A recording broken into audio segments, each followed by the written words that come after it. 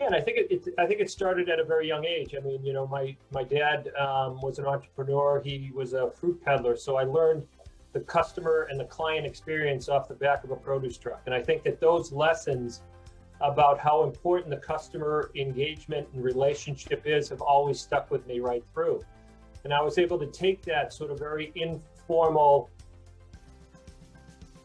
sort of experience, and after I graduated college, went to work at Xerox. And so for 8 years, I was able to really get the fundamentals trained by the best in the world on sort of sales, growth, accountability, inspection, activities that generate the right outcomes.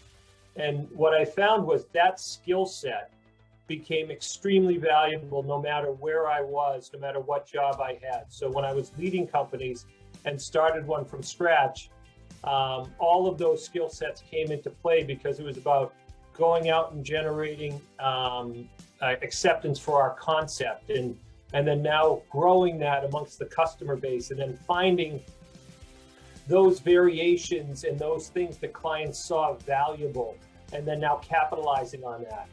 And so from going from 0 to 4 million, or going to a company where I took from 2 to 7 and 9 million, those skill sets were the same. The priorities within them may have varied depending on the stage, but all of those skill sets were absolutely crucial. And the interesting thing, people will ask me, because I've been fortunate to go and see the best do it at, you know, when I was at Gardner Group, from 35 million to 850 million. And it was doing the same things day in and day out, but just looking with a broader scope, taking in different experiences from others and collaborating on a greater scale.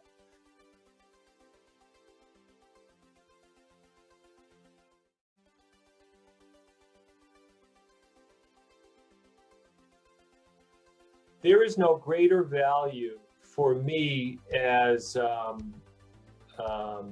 there's no greater value in developing my business acumen and relevance than participating within a program like Scalerator. To get exposure to that many entrepreneurs from so many different businesses in different stages, and to really hear from them what's relevant, what's irrelevant, what's working, what's not working, what issues they are faced with,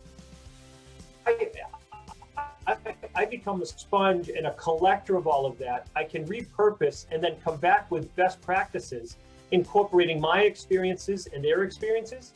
And then that makes me more valuable to those companies that I deal with and engage with on an ongoing basis.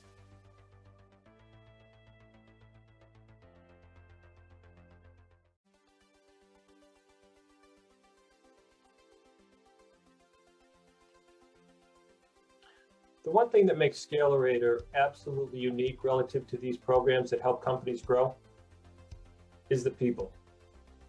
The individual contributions of each member of this team and their passion, curiosity, and interest and investment in the participants' success is unparalleled in any program around the world.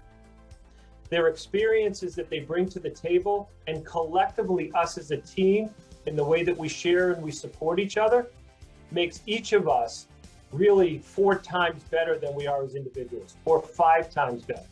And that shows in the breadth and depth of the conversations and the content, and the connection between workshop exercise to workshop to exercise to outcome.